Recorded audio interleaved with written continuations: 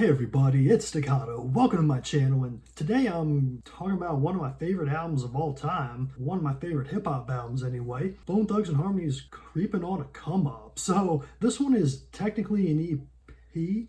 It's their first album ever released. It's not a full album though. There's only 8 tracks on it and only 5 actual songs, but that's okay because all 5 are fantastic, and I'm impressed that they were able to write 5 great songs this early in their career. Now, they had a lot of help. I know that Eazy-E was helping them out, Eazy from NWA, and he was definitely a huge influence on them, but man, these guys had it from the start. So my hope here is that if you haven't heard this album, you'll check it out, and if you do, let me know what you think about it in the comments, because I love this album. And one of the reasons I love it is that it introduces a lot of the motifs that these guys would use in their future work on their future albums. Stuff like all the lines in the intro, which is a horror themed intro, and that right there is a motif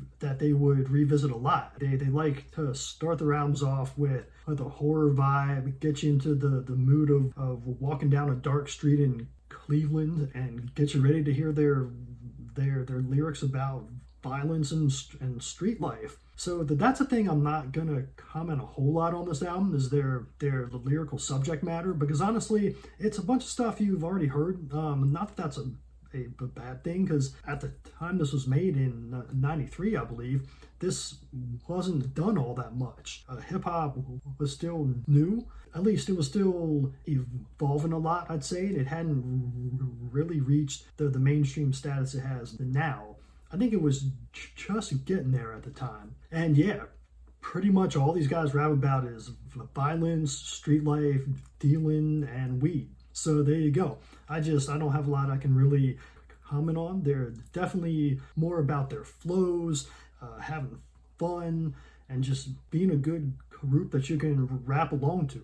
And that's the best part about this album, is rapping along, learning all the words. I'm all about that. So yeah, every track on this one is fun. It's all upbeat. It's a good time. So I'm gonna do some quick thoughts on each of the tracks here, because there's only 8, so I might as well. Starting with the intro again. A lot of the words in this one were reused on the next album, especially stuff like that classic line, "Cleveland is the city where we come from, so run, run, run." They reworked that into a whole song on there in the next album, East 99 Eternal. But yeah, on this one, it works as an intro. They introduce all the members of the band: Wish, Busy, Lazy, and Crazy Bone. And there you go. Perfect intro. That's the horror vibe. And then we're on to Mr. Ouija, which introduces another motif that they would reuse, where they're speaking to a Ouija board and getting ideas from it, usually murderous ideas. And yeah, it's just nice, again, horror song that gets you into the vibe of the album. So after that, we're on to Thuggish Ruggish Bone, which was their first big hit. I'd imagine that a lot of y'all have heard this one. If you haven't, stop the video, listen to it right now. Fantastic, absolute classic hip-hop song. It's got each member of the group taking one verse and just killing it. It's all about introducing you to the members and their styles. And one thing I like a lot about these guys is that they each have a unique vocal style and flow. Like Busy's their fast rapper guy. Almost all his stuff is fast. He just hits you a mile a minute with polystyrene verses that you're like, how did he even fit all that in? Then you got Wishbone with kind of the deeper, I like to call it the fat guy voice. He's got that heft in his vocals, and he's honestly my favorite member of the group.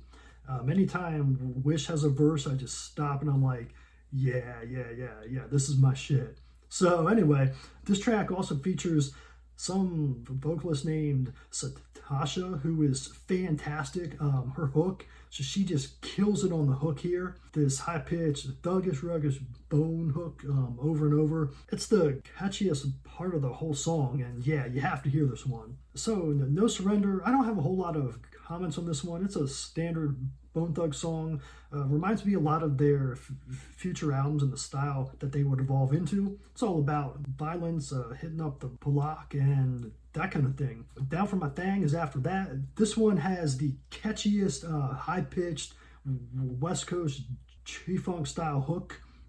These guys were really adopting the whole West Coast vibe, and it's almost as if this one could have been produced by Dr. Dre, even though it obviously wasn't. I think that DJ Unique produced a lot of this album and a lot of the early stuff, and yeah, he is the man. I love his style. So Down for My Thang has just the fast hook, the fast verses.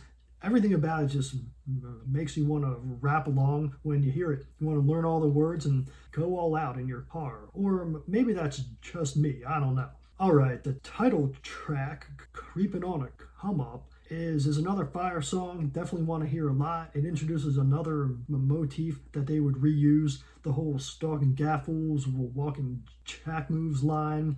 They reuse that in, I forget the name of it. It's on their East 99 album though.